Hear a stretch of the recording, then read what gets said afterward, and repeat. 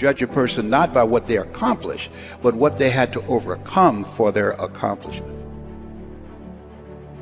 People that are hungry have zero excuses for not pursuing their dreams. And they come back again and again and again. They operate like Willie Jolly, who said that a setback is a setup for a comeback. I've got a saying, if life knocks you down, try and land on your back, because if you can look up, you can get up. You can get up, get up, get up. I'm training people to get into their greatness, to begin to develop the courage to pursue dreams beyond their comfort zones. Because in order to do something you've never done, you've got to become someone you've never been. When you're pursuing your greatness, you don't know what your limits are, so you act like you don't have any. There's never a shortage of opportunities. It's just a shortage of thinking. Because some things are taught and some things are caught. When I was in the 5th grade, they put me back from the 5th grade into the 4th grade. I failed again in the 8th grade. I have no college training. So being identified and labeled as DT, the dumb twin, it gave me a lot of things to overcome. And so there was no one to dispute what was said about me, and I bought it. Even if you are told a lie, faith comes by hearing and hearing and hearing. You hear it often enough, it becomes your reality. Perception, not challenge, becomes real for you. Someone's opinion of you does not have to become your reality. So if you can track failure, you can also track success. You have greatness in you. I don't know you, but here's what I know based upon my own experience. You have greatness in you, that you have the ability to do more than you could ever begin to imagine. You have greatness in you. There's a presence in each and every one of us that waits and listens to the voice of the genuine in yourself. It will be perhaps the only God you will ever have or hear. And if you cannot hear it, all of your life will be spent on the ends of strings that somebody else pulls. When you recognize your greatness, no one will ever pull your strings. You are different.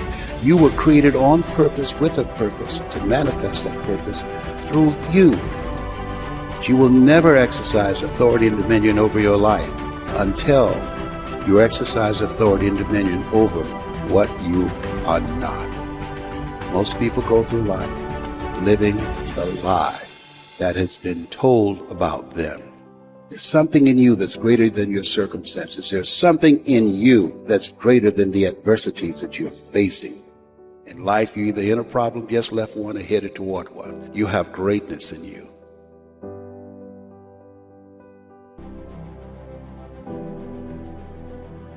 When you're pursuing your greatness, you live from a place of the willingness to live life courageously, to be willing to take chances, to become a risk taker, to make impact, to go beyond believing to knowing, to lean not unto your own understanding, to feel within yourself, there's some cause, there's something that's bigger than me, but I'm never alone in facing this. There's a presence that will never leave me nor forsake me. And that when you step into that place, more of thee, less of me, that there's a place where we can go within ourselves. There are things that we can accomplish, things that we can do that eye has not seen, ear has not heard, nor is it in the heart of mankind what God has in store for us. When we surrender life to me, when you're pursuing your greatness, you find something that you love, that you surrender to that something gives you life, and that you turn yourself over to that and allow yourself to be used by life. That, to me, is what greatness is. When I was diagnosed with prostate cancer and I was pondering about my life, am I going to beat this?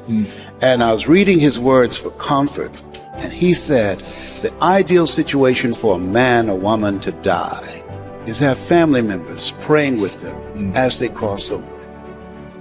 But imagine being on your deathbed and standing around your bed, the ghost of the dreams, the ideas, the abilities given to you by life, but you, for whatever reason, you never pursued those dreams.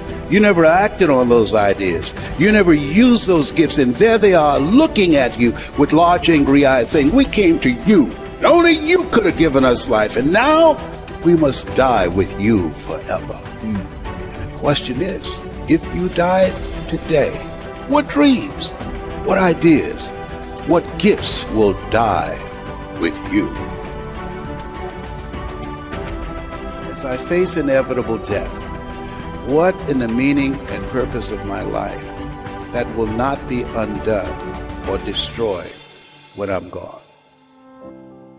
My goal now, we learn, we earn, we pass it on. We should be ashamed to die until we've made some major contribution to humankind. I think it's important that people find something that gives their life a sense of meaning and value that drives them, that becomes their magnificent obsession. Because we live in a world where we're told more about our limitations rather than our potential, we go to our graves never knowing who we really are. How do we develop a sense of belief? What I'm hearing you say is belief is one of the most important things we can have in ourselves. It is major. It's an ongoing process. I encourage people to read at a minimum of 30 to 40 pages of something positive every day to program your mind, and all of us can do that. We can go to the library and check out books. When I think about Og Mandino, who wrote The Greatest Salesman in the World, he was on the verge of committing suicide. Went to the library, read the book Think and Grow Rich, and his life turned around. Your mindset, your diet, and positive relationships, giving yourself a healing, nurturing environment strengthens your immune system and allows you to stay here longer and do your great work. So you have to program yourself, or your mind will be programmed.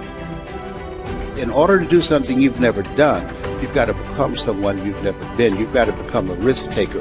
This God said, if you're not willing to risk, you can't grow. And if you can't grow, you can't become your best. And if you can't become your best, you can't be happy. And if you can't be happy, then what else is there? When you find something that you love, you will study it. Something that you love that becomes not just confident, but you'll become competent on that. I pour myself into it. I lose myself into it because it's not about me, it's about the audience. Ask for help, not because you're weak, but because you want to remain strong, and don't stop until you get it.